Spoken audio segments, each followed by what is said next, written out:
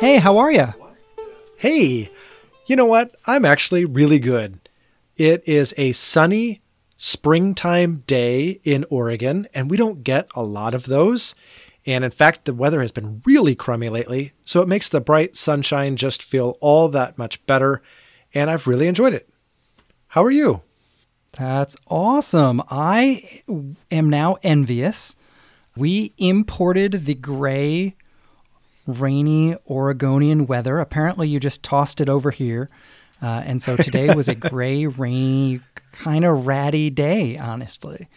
And fortunately, it will not be like that tomorrow. So I am looking forward to a lovely day. I have a run planned first thing in the morning tomorrow, and the weather's supposed to be gorgeous. So I am hanging on, looking forward to that. And also, I have to tell you, I was on the phone with one of the other guys at my church who travels a lot for his job, and he was driving through the part of Oregon where you live and work, and he threatened to do a number of things that required the calling of 911, and the only thing that stopped him was the fact that I knew you were not working today. Oh, that's fantastic. My wife and daughter came by my work the other day, which is kind of a rare treat. And I told them when they got there to let me know, and I would buzz them through the gate. I said, if I don't answer your text, though, just call my work number. And then I said, no, really, the supervisor number, not 911. Yeah, you don't want your family being like, hey, is my husband there? Is not what a 911 operator wants to hear. Yeah, for sure. Thankfully, we don't live in the same county where I work, so I know I'm not going to take a 911 call, like a genuine one, from my family. So I think that would be the hardest thing. And I know of stories that's happened. So I can only imagine that would be so horrible. But I'm assuming that's not why you called, though. What's on your mind? Yeah, I actually have fiction reading on the brain, and we got to capitalize on this because it's not often on my mind, and you're the fiction reader in the friendship. So I'm coming to you with some thoughts, but I want to pick your brain on why Christians should incorporate fiction reading into their life. And I'll tell you, there's two things that prompt my thinking here. One is that I just finished Andrew Peterson's first book in his trilogy, The Wingfeather Saga. And that was so much fun. It's such a great story, but then he also weaves in all of these just silly tidbits, and I don't know, he lots of tongue-in-cheek stuff throughout the whole book, and it was amazing. I laughed, and I was really into the story the whole time, so it was just great. So have you seen any of the show? No, I know that it's being turned into a cartoon, but no, I have not seen any of it. Yeah, most of season 1 has dropped, and I have not watched it yet. I had forgotten actually that it was coming out until this very moment, but it's supposed to be quite good. Oh, awesome. I totally want to see that. But I want to finish the saga first. I want to finish the trilogy first. Oh, sure. So that's totally on my mind, and I just thoroughly enjoyed it. In fact, I would attribute some of my good mood even today to having recently read this. I just enjoyed it so much. But then the other reason I want to pick your brain about it, and specifically why I think it's good for this podcast, we talk a lot about spiritual formation on this podcast. And what I'm fascinated by, my spiritual formation professor has assigned us different practices to try out all throughout the semester. And so we're currently, this 2-week block, we are all assigned the practice of doing an examen. And so we're reflecting on our day through a kind of a scripted prayer to, with the cooperation of the Holy Spirit, review our day and just kind of lay it before God. So that's the examen. But coming up soon, our assigned spiritual practice is fiction reading. Ooh. Isn't that amazing? I think that's awesome. And especially for a bunch of people in seminary, right? this is definitely a spiritual practice. This is a break from the norm. And so I just want to kick it around. Why read fiction as a spiritual practice? That's amazing. Man, I have so many thoughts. But you said you've been reading some fiction lately, and you said the Peterson series. Anything else that you've been reading? So I think I mentioned a number of episodes ago that I started rereading the Lord of the Rings series, and that is still in progress. I had to wait a very long time for the next book to come available at the library. And then somehow or another, it like auto deleted off of my wait list. And so then I had to get back in line, and I'm so irritated. So that is still in progress, but it's still going to be a number of weeks before I can resume that. And I'm waiting in line for the next Wing Feather Saga. And then I was just talking to my daughter. Have you read anything by Chaim Potok? You successfully got me to read The Chosen in college, and I loved it and still remember it. But it's the only Chaim Potok book that I have ever read. It's phenomenal. But there's another book that I want to reread of his called Davita's Harp. And the character development of Davida herself is so amazing. It's one of those enduring characters that lives in your soul long after you've finished the book. And it's time for me to revisit Davida. So that's on my mind. And I think I'm also working my way through the Dragonflight or the Dragon Quest books. So that's my fiction reading right now. Man, that is so interesting to me. Like you said, I mean, I absolutely adore fiction. My earliest Christian memories are about the influence of fiction on my spiritual life. And fiction has been an enduring, formative practice for me from long before I knew that that was a thing. So I love this idea. And I have all sorts of different kind of categories of thought on this, but I want to start with this one that you just hit on that I think is so interesting. You talked about the fact that Davida is a character it's time for you to revisit. And one of the things that I think great fiction does is it allows us to get into the head of a variety of different kinds of characters, sometimes that we can relate with and sometimes that we can't relate with. And this, I think, idea of being able to get in somebody else's head and experience is really profound. Do you know what I mean? Yeah. You're exactly right. And Davida, the reason why I want to revisit Davida is because I've lost a lot of her story. I have forgotten what drew me to the story. It's been about 15 years since I've read it, maybe even 20. And I don't know why anymore that I have this longing to revisit that character. I just know how reading that book made me feel. And I felt what she felt. And that idea of empathy that you're talking about, that's exactly what it is. So I'm left with a feeling and nothing to attach it to anymore because I've lost the storyline. So I feel like I need to revisit the storyline because there's something I feel in relation to that character and I don't know why. Yes.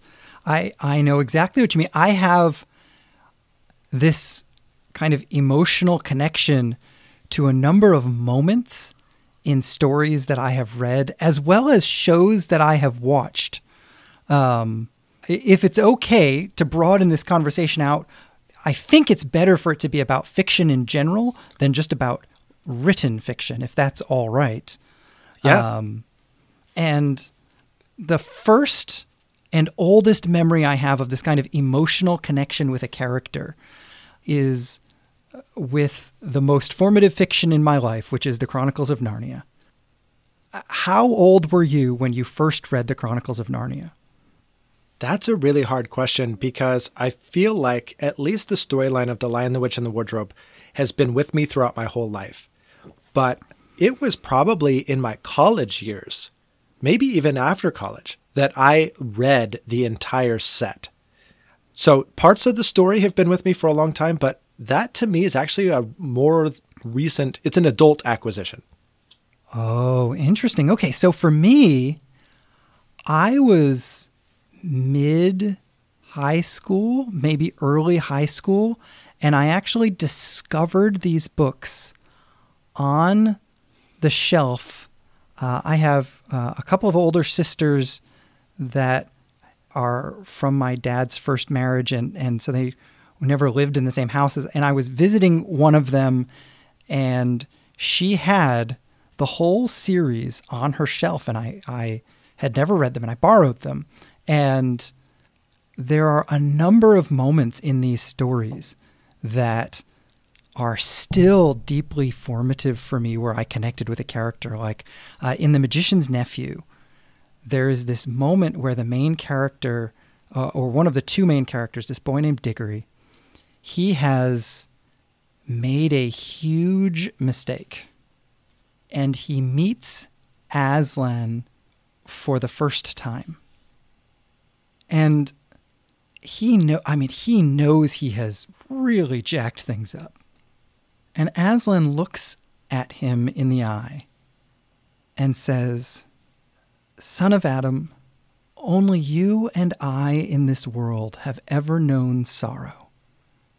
Shall we be friends?"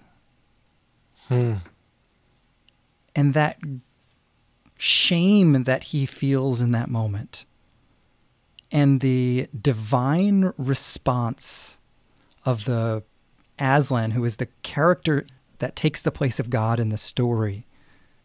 Man, I have lived in that moment much of my life, and in my healthiest moments, when I make a mistake, the best thing that I can hear is God whispering to me through that story, "Shall we be friends?"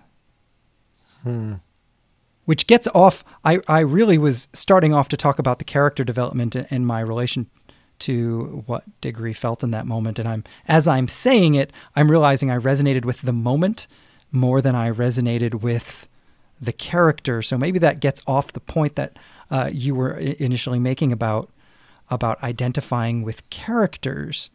But you have, despite calling me the fiction fan in the friendship, do you have moments like that in stories that resonate powerfully with you?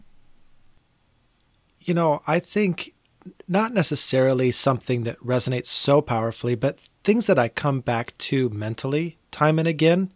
And the Chronicles of Narnia is a great place for that. But it's probably not as formative for me because I read it in my adult years rather than in my childhood. But the scene where Eustace, this is the voyage of the Dawn Treader, and Eustace has turned into a dragon, and he is in the process of trying to shed his dragon skin. And every time he thinks he is cut deep enough to finally remove the skin, he is ashamed to find that there is more underneath. And he goes through this process multiple times before Aslan meets him and says, "I have to do this for you." And he digs his claws in deeper than Eustace could have ever imagined and rips this dragon skin from his flesh and tears it off of him, and then tells him to jump in this pool where his raw and tender flesh is suddenly restored. And he comes back out completely restored. And that picture of God's removing of sin, or removing the hardness of my heart, or a variety of different ways I could apply this, the fact that this hurts and is restorative was so helpful. And it's something that you have to put into fiction in order to get the full, as you're talking about, empathy to go with it. The emotion of it goes with it in a way that if you just put it in theological language, it doesn't resonate as powerfully. Well, and this This hits another category that I think is really important, and that's the idea of imagination. We don't often talk about the role of imagination in our spiritual formation, but I think you're hitting on why it's super important. Yeah. It's funny because you said the word imagination, and my immediate association was with that tired old Christian song that's played on the radio until it's about to fall off of the speakers themselves. The I Can Only Imagine, and it's like picturing what it's going to be like to be in heaven. Oh my gosh, I am so sick of that song. I was sick of that song 20 years ago, and it's still getting played on the radio. So I'm sorry to any of you all out there who love it, but what I appreciate is its attempt to push people toward imagination and how this is beyond our comprehension. So what if we took a moment to imagine, to put ourselves in this thing that we only have a vague idea of what it'll be like? And I think maybe that touches on a little bit of what you're getting at, even though I'm using a song I'm really, really sick of to you as the positive example. No, I think you make a great point. When we see what the Bible says about our eternal state, there isn't a ton there, and the language seems to be far more evocative than factual. Ooh, that's a good way to put that. Right? I'm patting myself on the back at this point because that was a good way to put that. I think the social media guy should pull that out as a episode quote, just a little tip. Well, if you want to send that in as a recommendation, you can actually post that on our Facebook as a comment, and then he might get it. But seriously, the language is far more evocative than it is factual. I don't know that our eternal lives have to do with an actual cube city that is made of gold, that is 12,000, whatever it is, stadia or cubits or whatever every direction. But I do think that there is something. I think there is an invitation in much of the language, particularly prophetic and apocalyptic language, as well as Jesus' parable language, that is often assuming we will use our imaginations to fill in the details while still understanding that it is an imaginative attempt to understand, not trying to make a scientific fact out of what we imagine, but recognizing, you just said something really powerful, I think. You said that you have to use a story to communicate that point because theological language isn't enough, right? You said something like that. Yeah. Another episode quote, if I may say so myself. Yes. And I think a lot of scripture invites us to be imaginative in those ways, recognizing it to be imaginative, because an imaginative filling out, even if it is factually inaccurate, might be more accurate than a flat, emotionless, purely cerebral understanding. Oh my goodness. I'm so glad you're saying this. All of this is reminding me, I've thought a lot recently about the fact that a good percentage of our Bible is narrative. It is telling a story. And it's really hard to preach narrative because it's just a story and it doesn't have a so therefore go and do these things attached to it. Instead, what it does is it invites you to participate in the story, learn from the story, imagine yourself in the story, and allow this story to shape you. And that's a very different thing than we tend to do with the Bible. But it also makes me think of Eugene Peterson in his biography, The Pastor, or autobiography, The Pastor. He talks about the influence of his mother and her amazing ability to tell stories, particularly her amazing ability to tell biblical stories. But she augments these biblical stories with her own details. And when he got older I mean, he'd heard his mom say these things over and over and over and teach these amazing, elaborate stories. And when he got older and he read the stories out of the Bible, he's like, hang on, the Bible left out all the good parts.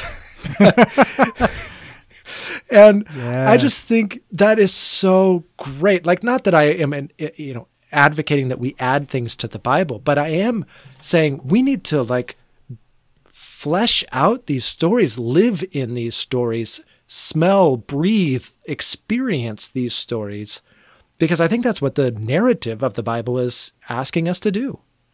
Absolutely. Well, and this is one of the things I have deeply appreciated about The Chosen, as it has attempted to do this exact thing, right? The Chosen is not trying to be a one-to-one faithful translation of the Bible.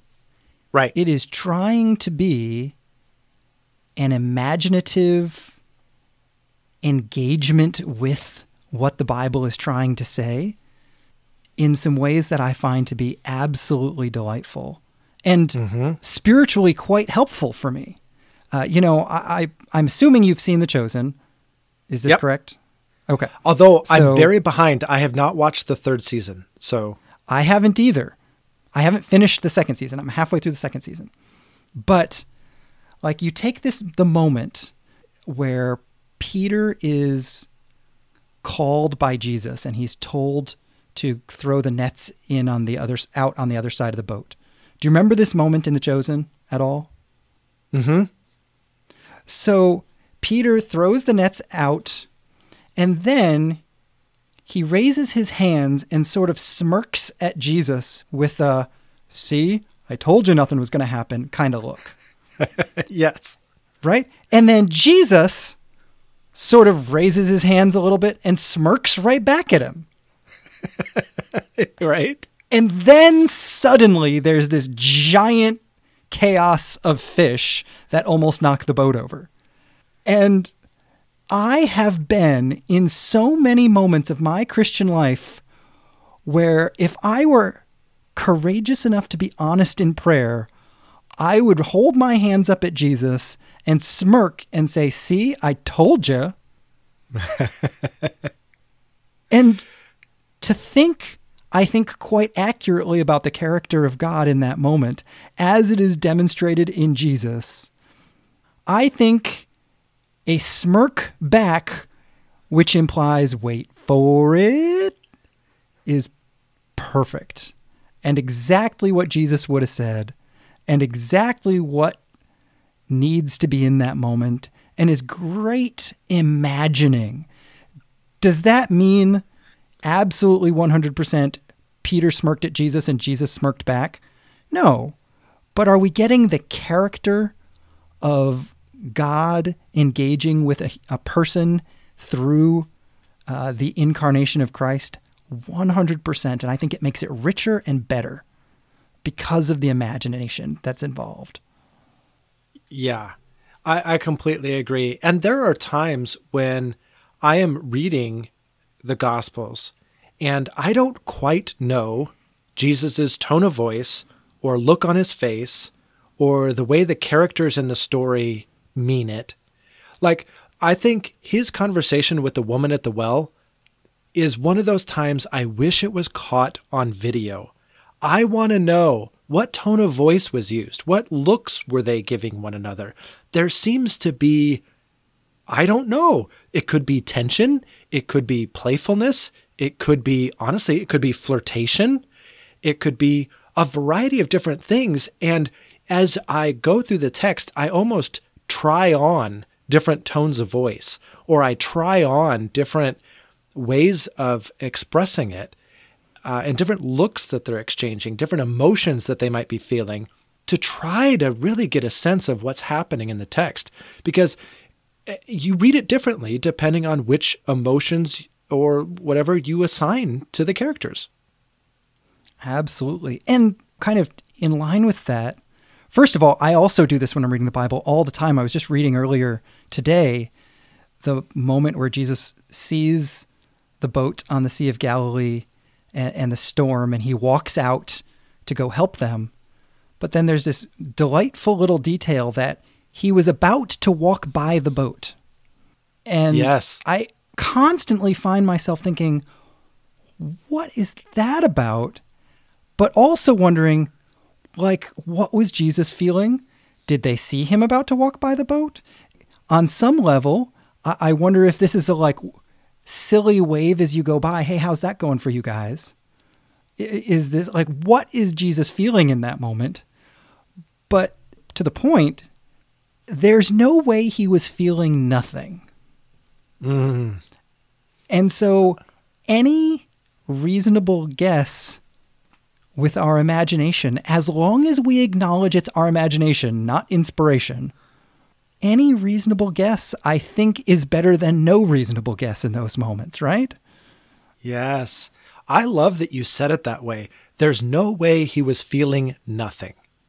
And sometimes I feel like, at least in my experience, when I was growing up trying to read the Bible and trying to understand this whole Christian thing, I thought of the Bible as, you know, this sacred text, and the characters were very flat to me. And I honestly experienced them as having no emotion, having no feeling. It was just facts on a page. You know, as I have started to grasp what you're talking about there's no way they were feeling nothing. Boy, the text sure comes alive at that point. Well, and this is coming back to the character in Chaim Plotak or whoever. The thing that I love about good fiction is that it trains my imagination to get into the other character's head. This is a skill, not a choice that we make. I can't be like, oh, I'm going to just get in the other person's head. I got to practice. And reading fiction gives me the opportunity, if it's good fiction, to practice. I love that you said, if it's good fiction. So I want to read you this. When I finished the Wing Feather Saga Book 1, which is On the Edge of the Dark Sea of Darkness. Best title ever. Isn't it great? So as I finished that, when I was trying to like mark it as complete, I accidentally clicked on Andrew Peterson's name and it pulled up his bio on Goodreads. And as you read it, he's like, okay, look, I do a lot of things. And so I want to like help you out here. Yes, I write songs, and yes, I do music. And yes, I run a group called The Rabbit Room for people who do creative things. And I also write books and I do all these things, but all of that. So this is what he says at the end of his bio that I just think is amazing. And it speaks to what you're saying about good fiction. The common thread in all this is my love for Christ and his kingdom, my belief in the power of story and art, and my need for family and community. If I had to boil it all down, I'd say this: I want to use my gifts to tell the truth and to tell it as beautifully as I can. Ooh, that is well said. Isn't it? And I just feel like everything he does is well said. He's the most brilliant lyricist I've ever seen in his music. I want to tell the truth and to tell it as beautifully as I can. It's that makes fiction, good fiction, is to tell the truth beautifully. Mm-hmm. And the truth in the broadest sense. We've talked a lot about the ability to relate with the Bible and with God. The other piece of this that I think is important in fiction's ability to tell the truth is to tell the truth about other people's experience that I may not resonate with, to help me get into their heads. And this I'm stealing from an author whose spiritual life would be in a very different place than mine, but I couldn't talk about fiction for 45 minutes and not talk about Brandon Sanderson, since he's my favorite author. But one of the things he says regularly about why he writes is that he wants to understand other people, and he wants to help people understand other people. And so he regularly writes about characters that have depression or anxiety or a whole range of different kinds of struggles, but intentionally, that's not what makes them them. They are just a main character going through a story that happens to have depression. And he does a ton of research and work to tell the truth about their life experience so that people who don't have those issues can understand them better. That's so good. Isn't that awesome? Like, what a fascinating reason to be a fiction writer, right? I think about even the character or characters. The first author we mentioned was Chaim Potok, somebody who's living in the mid-20th century in New York. That is a life experience I don't have, but The Chosen helped me broaden out my life experience a little bit because I was able to not understand everything about what it means to be Jewish in New York in the mid-20th century. That's not my point at all. But at least to be able to feel like I had an experience of what a person might have thought, felt in those moments in a way that I wouldn't have been able to even resonate with without Chaim Potok's writing. Yeah, and it's funny how fiction kind of gives you those hooks to hang your hat on. Some experiential knowledge that you can work with. And going back to the picture of Eustace, for me, that was a fictional moment that when I think about a theological concept, I can come back to and say, oh, I understand this theological concept in light of this moment that I got to experience through this character. I didn't live that experience, but I lived that experience through that character, and now I can understand this concept on the other side of it.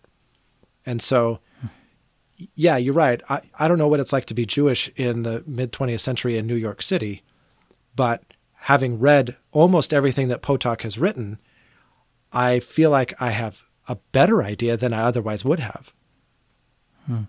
Which, and I like your phrase, that gives us something to hang our hats on. The point isn't, therefore, I understand what it means to be Jewish. The point is, at least I have a starting point to have a conversation with someone who has that experience so that at least I can listen well. I guess for me, again, it's a starting point. Fiction is a starting point to practice empathy so that I can empathize with people in everyday life. It trains me to be empathic.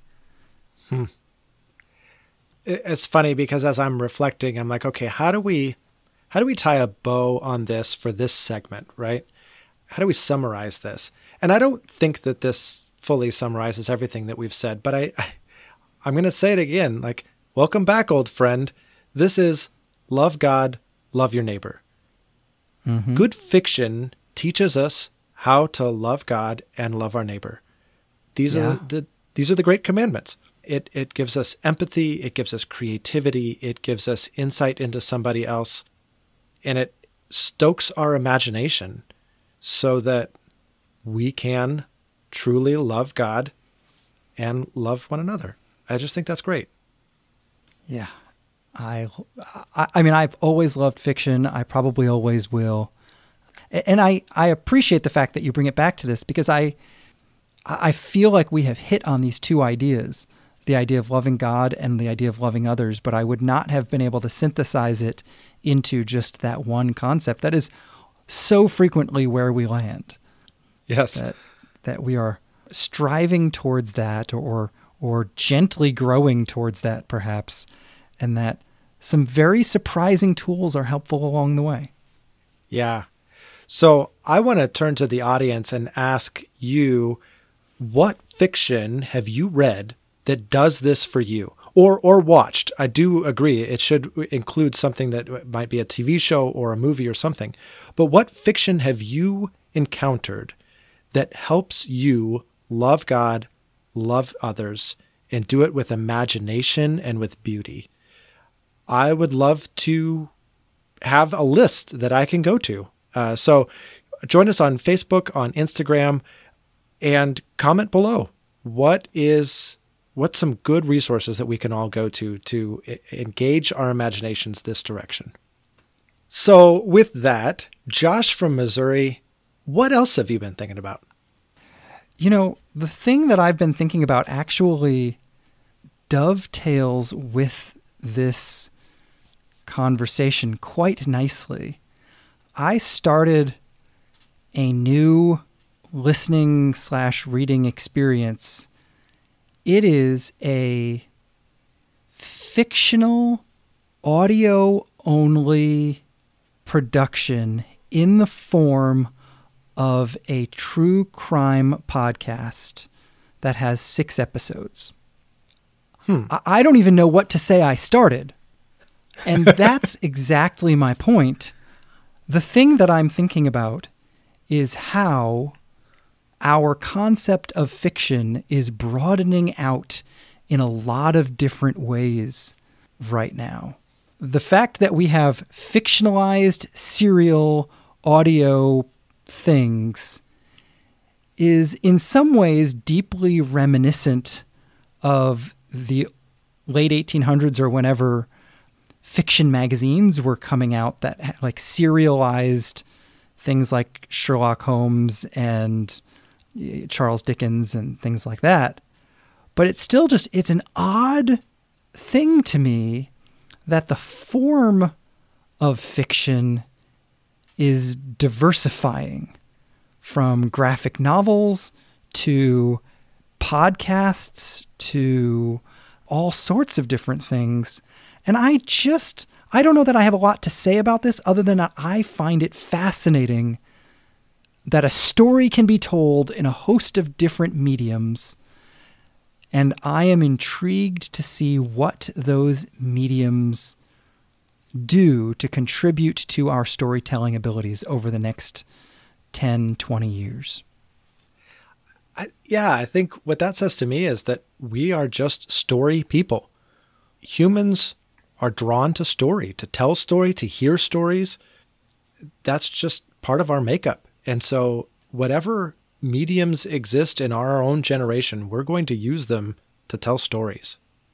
Yeah, absolutely. I heard an interview with the author of this. His name's Dan Wells, and he writes a lot of suspense thriller kinds of things. And he was actually even talking about the potential for fully immersive stories using Alexa in your home. Like, he's very intrigued at the idea that you could be listening to a thriller story and then suddenly you hear a door squeaking in another room of your house via Alexa, or you hear a squeak. Like, he is very intrigued to try to utilize the existing technology. And again, I'm just really intrigued to see where that goes, because that's a fascinating concept. Wow. It's really cool how people think so outside the box. That's amazing. Right? Yeah, I love it. But what about you? What else have you been thinking about? All right. I'm super excited by this, but it has nothing to do with anything that we've talked about, except maybe thinking outside the box. Maybe that's the tie-in, but that's as close as I've got. Hey, that is the point of this segment, is that there doesn't have to be a tie-in. Right. I think it was more just like a cue to you and to our listeners, like, okay, hard left. We're going to take a hard turn here. So Dean. Bingo. So Dean emailed me about 2 weeks ago and said, hey, I ran across this idea from Gary Burge. What do you think of it? And I've been stewing on it ever since. And then it so happens that the exact passage in question, my pastor preached on this last weekend. So like, I'm doubly thinking about this. So the text is John 9, and this is the story of this guy that was born blind. And the disciples ask, hey, who sinned? Like, him or his parents? Or like obviously this guy is cursed with blindness because of some sin. So whose was it? And Jesus says neither this man sinned nor his parents sinned. But this happened so that the work of God might be displayed in his life. That is how the NIV translates it. In fact, that's not altogether different from any other major translation. Gary Burge, however, argues that the punctuation is in the wrong place. Have you encountered this? Oh, I'm so excited. Okay, so I actually, with my limited amount of Greek, so the normal translations of this would be directly opposed to a typical Greg Boydian approach to the text. Like Greg Boyd's theology does not fit the text. Correct. And I went to the text myself years ago and said, hold on, there's no punctuation here. It could also be punctuated this other way. But I never went past like randomly wondering if anybody who actually knew Greek thought that. And so please tell me what he says, because I'm curious if it was my left field guess on another way this could be punctuated. Yeah. So he argues, so that in the Greek, but this happened so that the work of God. So anyway, he argues that it should have been a full period. Neither this man sinned nor his parents sinned, period. Then, but in order that, and that's where the NIV gets, but this happened so that, it literally in Greek though, it's al hina, but in order that. He says that should carry on into verse 4, and we should literally read it like this. But so that the work of God might be displayed in his life, it is necessary for us to do the works of him who sent me while it is still day. In other words, I'm not going to answer that question. It didn't happen because of his sin. It didn't happen because of his parents' sin. I want you to drop that, and I want you to focus on what I have to say. And what I have to say is, while it is still day, I want you to focus on doing the works that God has us to do, and that's going to result in the work of God being displayed in his life. Yes, okay, tell me your thoughts about that. I think it's entirely plausible. He gives a couple of different instances in John's writing that uses this al hina in that exact way, but it is admittedly the minority. I think he cited like 17 different times that al hina is used in the book of John, and 3 of them, including this passage, or maybe 4, would support this type of a reading. The others would support the type of reading that the NIV gave it, that the al hina is the hinge for the second half of a conditional statement. So it is plausible within even John's writing, let alone Greek language, to read it this way. And there is nothing in the text, in my opinion, there's nothing in the text that immediately tells you theologically which one you have to pick. I think it is purely a theological decision about which way the punctuation should be placed. That's fascinating to me. And there is a huge theological difference between the two. Miles apart, yes. But the problem is no major translation follows Burge's suggestion. The composite text that most people use to study out of is either the Greek New Testament 5, as put out by the United Bible Society, or the Nestle Aland 28. Neither of them use the punctuation like Burge is suggesting. So either this is a well-entrenched thing that just hasn't had chance to loosen up yet, or there's some really good arguments to be made on the other side that I don't know about. Well, as is always the case in these moments, I think it is wonderful and deeply valuable that there are men and women who have devoted themselves to scholarship on the Word of God. And in our reading of Scripture, we need to always acknowledge that we are deeply dependent upon our brothers and sisters who are scholars, that we read the Bible as a community, even when we sit alone in our rooms reading the Bible. Mm-hmm. And whatever that means for this individual moment, I am always deeply grateful, because if it were not for those scholars, there would be no English Bible. There would be no translations that help me understand Scripture as a non-Greek reader. There would be no academic Greek text for you to study.